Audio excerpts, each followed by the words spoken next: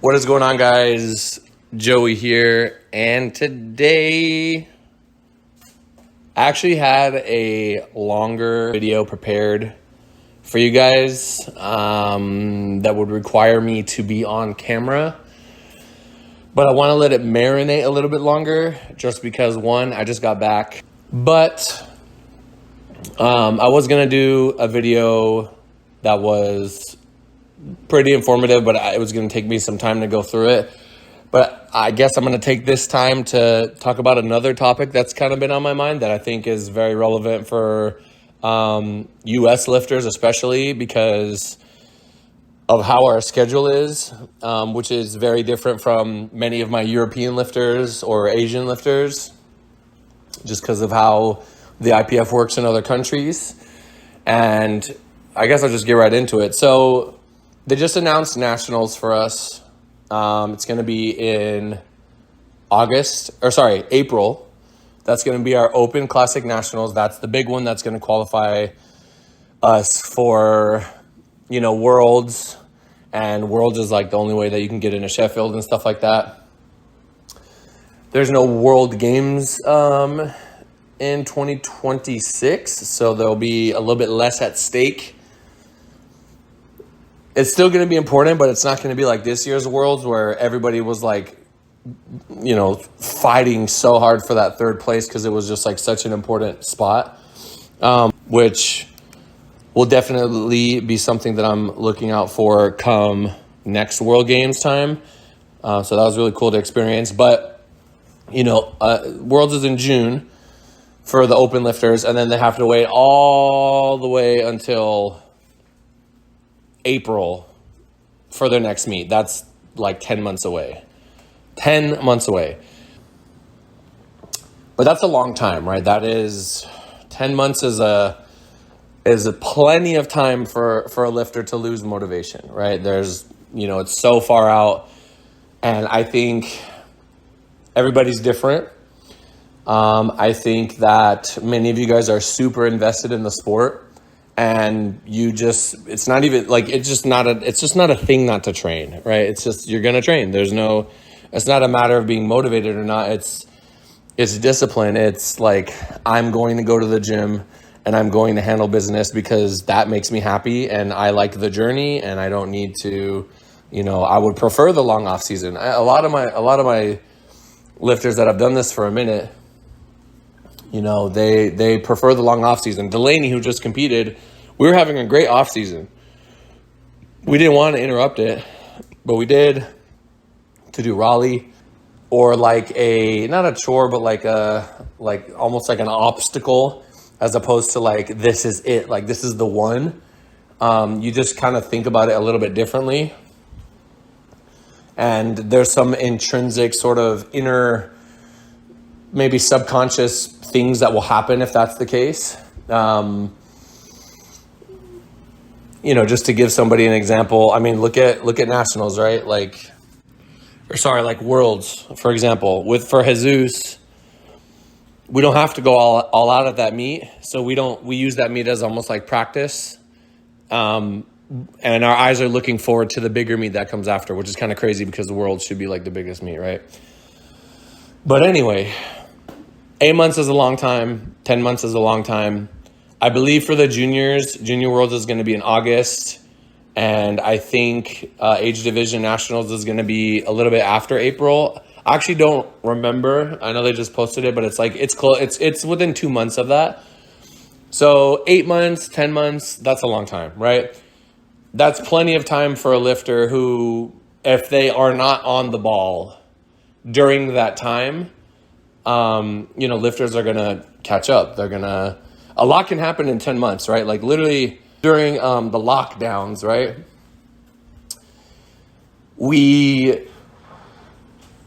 A lot of things, like a lot of positions like changed during that time. A lot of lifters were able to really focus on training because we couldn't do anything else. There was nothing else that we were even able to do. And once we got out of that and we had like those first couple meets, I mean, I think I'm at one of Amanda's craziest meets was that local meet that she did coming out of the lockdowns.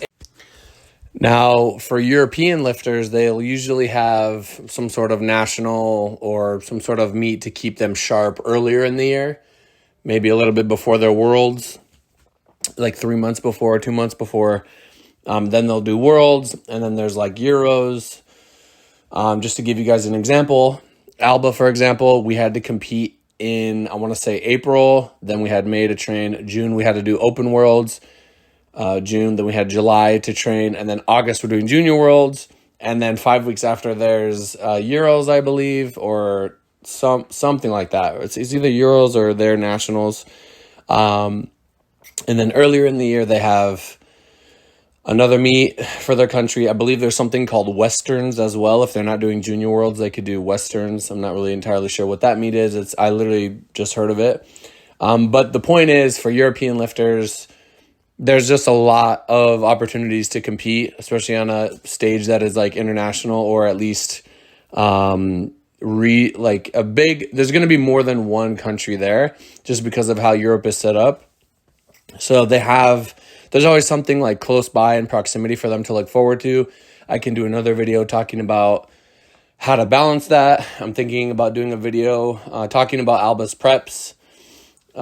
Just because she has, we progressed through all the meets and we're competing so frequently, it's not recommended, but she's very on top of everything. So she's able to do those types of things, which is pretty cool to see. But, Europe, they're always competing. They always have things going on.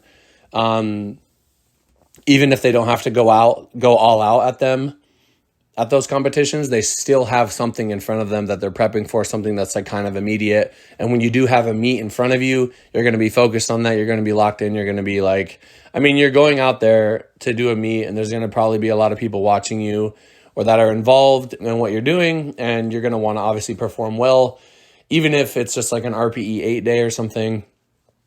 And that's going to kind of keep you honest. So I think if you're not competing, especially for the US lifters, and you want to keep yourself like kind of motivated because you just as how the schedule is right now, I think it is going to change in the next couple years. But if you don't have a meet that you really need to put your body on the line for a long time, what you can do is just give yourself like small milestones, have small goals within your training that are going to keep you motivated. For example, maybe there's like, you're going to have 8 weeks of training, and then you want to hit a deload and you want to like hit some PRs or try to get close to a PR, or, maybe you're not reaching for that, 105% lift, but you're going for something like a 92% lift, and it's going to move so well that that a PR is there. Those are the types of things that can give you motivation. And I think at the end of the day, if you love the process of training and eating right and just being productive, that is going to help keep you honest and get you to where you need to go, as opposed to only being motivated when there's a meet close by. I think what we can definitely see happen is that somebody that loves the process is probably going to outlast someone who may have been more talented, or maybe they did things that were a little bit more aggressive or like not sustainable. And then they ended up losing to the person that in time that was able to be more sustainable, focus on their body, one day at a time, one lift at a time, stacking the chips and not worrying so much about where they are right now in this moment. They weren't like looking down the road too far. They were just focused on what they needed to do in this moment, what they needed to do, day to day to put themselves in a position, 1% better every day, right? You guys have heard it. Get better today. 1% better every day. If you do that over time, by the time that 8 to 10 months goes away and that meet day comes, meet day is going to be easy for you, right? The goal is going to be a cakewalk because you did the things that you needed to do every day to put yourself in a position to be successful. So you don't want to just let the meet proximity to your last meet be like the whatever dictates how motivated or dedicated you're going to be. It's especially the way lifting is now, it's definitely like a year-round thing. Right? Train, build your momentum, stay locked in. Let me give you guys some just like some experience, and maybe you guys can kind of feel the same.